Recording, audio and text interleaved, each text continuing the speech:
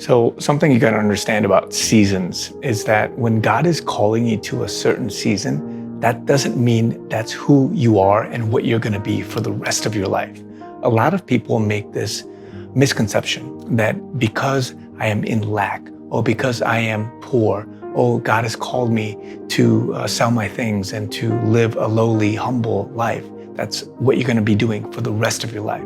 That's not the case. Or if you are in plenty, then that's going to be what you are for the rest of your life. That's not what it is. What God is testing many of you in this season is obedience. And so when Jesus was telling his disciples, he told them twice. On one occasion, he told them to go out and take nothing with you, like literally have nothing. On the other occasion, he said to bring things with you, like pack extra things, even like to take your sword. And so there are times for which God, Christ, will call you to do certain things in a certain season. And you have to be obedient to that. And that's what you're going to be doing for that season. It doesn't mean, oh, that's who God is. Like, oh, God has called me to be this middle of the road or a lowly person for the rest of my life. Or that's the definition of what a Christian is. Like, oh, you have to not have any money. You got to have this and that. You have to only possess these things or those things.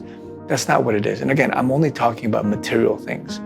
What I want to talk about in a bigger perspective is the season that you're in and how God may just be calling you to a certain season. Even Christ, when he went out for the 40 days in the desert, that doesn't mean he wasn't going to talk to people ever again. That doesn't mean that he was going to eat again. Obviously, it was just a season. So don't ever misattribute how God is looking at your life and what he's showing you and giving you as being the full character of who he is. It could be in partiality, who he is and what he does, but it doesn't mean that is what he is in essence, meaning that's God, right? So when a parent disciplines his child, when a parent says, you know what, temporarily, I'm not gonna give you what's best for you, or I'm not gonna give you these blessings or these things because it may hurt you. It may not be the right time. It may just be God's grace in all of it, or the parents, their choice. It's just what they want to do.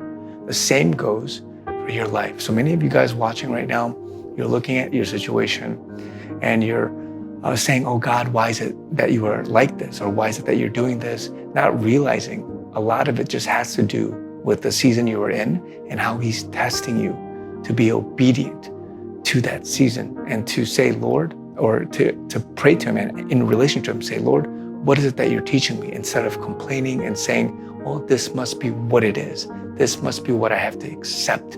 And yes, you have to be content in all situations. But in this instance, it could be that you're just misattributing the character, the essence, the being of who God is. So if this is you, I want to encourage you today. There's more to who the Lord is than what you're currently seeing in your life. It's only what you're seeing now. It's only what you're seeing tangibly. It's only how God is showing you certain things in partiality of that season, of that life, of whatever mission you have of that time. So don't ever look at your situation in a gloomy, doom and, pessimistic way. And even at worst, point your finger at God and blame him. But rather, look at it and say, Lord, I'm so happy that you were giving me this season to teach me certain things, to show me what I need to be a steward of. Because if you want me to be in lack, let me be obedient to that. If you want me to be in plenty and to reach out to many people, then so be it. If you want me to be loud, let me be loud and go talk. If you want me to be quiet, let me be quiet and do this. Whatever it is, I'm talking tangibly material blessings, but it happens in all facets, in all realms. God is a complex God. He does so many things for so many people in so many different ways. The story of your life is unique, it's personable, and it could be far different than anything that anyone can ever give you as a cookie cutter approach to, oh, this is who God is and what he's going to do. Yes, there are certain things that are consistent because of his character and in uniformity, but other things, it's very unique to who you are. So if this is you, let it go and say, Lord, I'm happy, I'm content, and I'm excited for what you're about to teach me. I'm excited for where I'm going to go because I don't want to misinterpret and misattribute things because Lord, you are bigger than this. You're bigger than my situation. You're bigger than what I'm seeing with my two eyes. You're bigger than the causality and my limited brain of how I can connect the dots. You are much bigger than that. So this is you. Be encouraged, because God has a big plan. It's a good plan for you. You just have to see, you just have to break out of this shell that so many Christians are trapped in. So many people, they're trapped.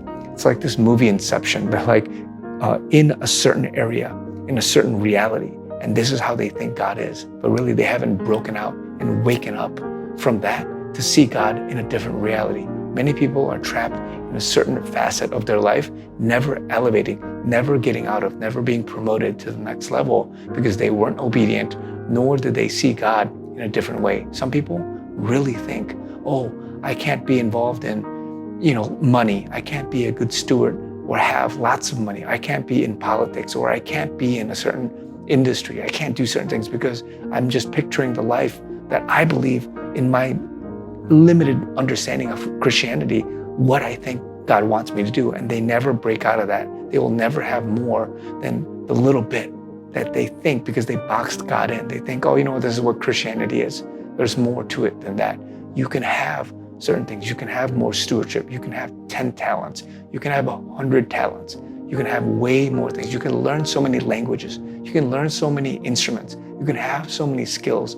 You can have many degrees. You can go to school. You can do these things. It's just that, are you limiting God, or are you opening yourself up to the possibilities of God's stewardship in your life?